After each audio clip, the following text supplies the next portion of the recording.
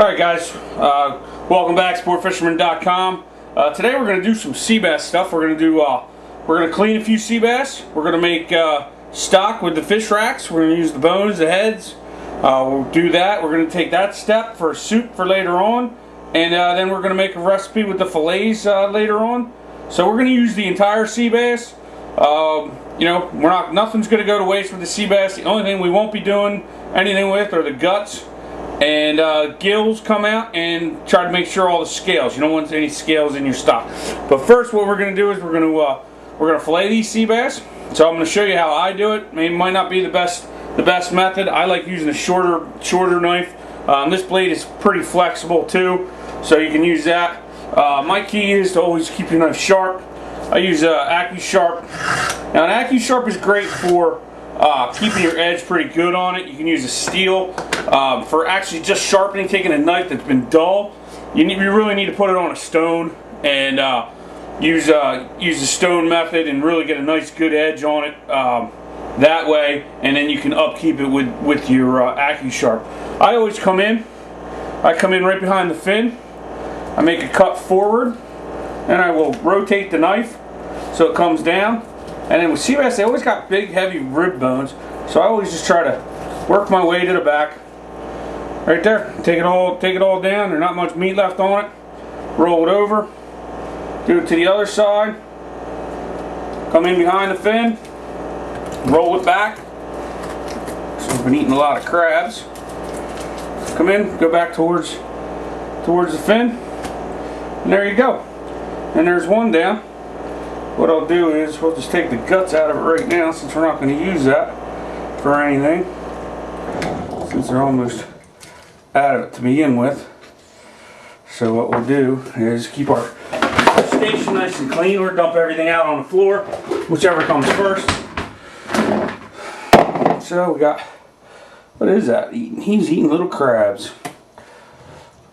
Little crabs on the Rex. So that's that. We're gonna come in. We'll come in and take all the stuff that we don't want in our stock off in a little bit. We're gonna try to keep our thing clean. A lot of mud in this one. So, and then how I just come in behind those ribs and just cut that bone section off. And actually, I'm gonna use rib bones can stay with your flavor. So we'll set them off to the side. Bring this one in here. Again, come in, lay your knife down somewhat flat, and come in, just cut the rib bones out, and take it that way. You can come in off the tail, and just come in and slowly. So you need to have a flexible knife. You don't want a real stiff boning knife if you're going to use a boning knife. So then it comes off, no skin on it. Bones are pretty much minimized. No meat really left on the skin.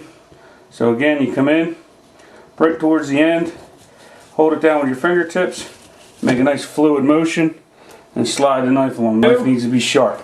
Again, come in from behind the gill, or behind the fin, angle it up towards the top of the head, turn it. You can hear them bones breaking in there, and then you just run it. You'll feel it run right down the backbone. And there again, there she is. So, flip her over, come in behind. You don't want to push too hard down, because you'll separate it from the you don't want to separate the backbone so that you're free. I mean, there's a way to do it if you do, but it's not the easiest method. And come in, cut the guts out, because we're not going to use that. Remove the gills later. Alright. This one, you come in right there. Just lay that knife right along the rib bones, and then just make a sweep with your knife blade. Nice sweep. So again, I'm going to keep that little rib bone section.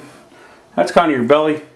sea bass don't get real big, but there is flavor there, so you can use it in your stocks. Wipe my knife off a little bit. Now this one I left a little tail on it, so this you can actually grab and come all the way back. Nice fluid motion. You got a nice clean fillet. Nice, no meat left on your skin. Again, come in, roll it downwards, keep the guts off, goes in with the stock, with the racks, and you come in behind the tail. And this one felt like I got a little bit too much skin on it. But I think I recovered. Nice clean fillet. Alright, keep your station clean.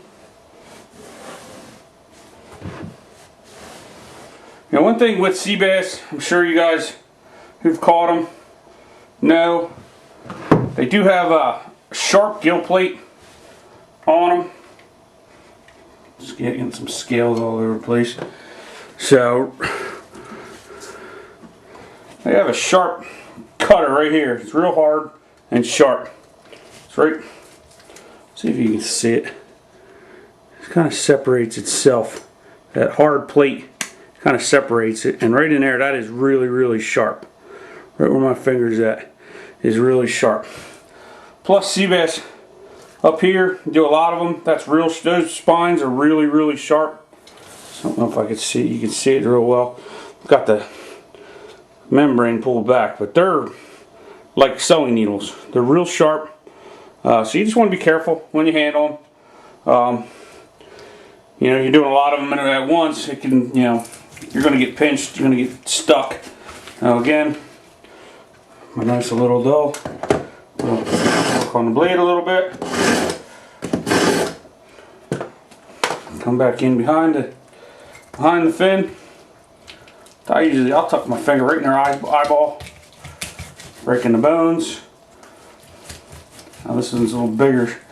Plus they got the air bladder, so you got to watch out a little bit, because that can hook up on your knife. But right there, oh, I didn't finish them up. But usually I'll fillet them all, and then you can bone them and skin them out. So again, forward, roll your knife. Work it right down the backbone with your feel. Nice cut. Again, bring it forward. Spin it right through the ribs. We'll take them out later. Roll it right down. We're going to throw it out in our stock again. Come back, fingertips, grab the skin. Run it forward. Skin goes in the trash pile. Coming in. Roll it.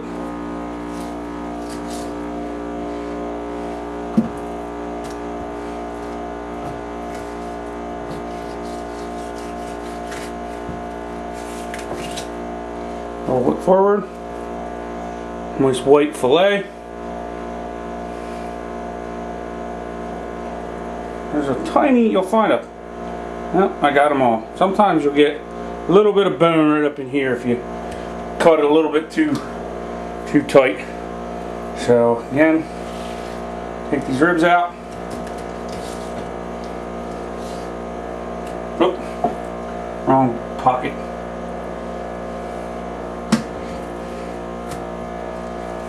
This one I may have, yeah, I did. Sometimes when you come across the method that I use with the boning knife,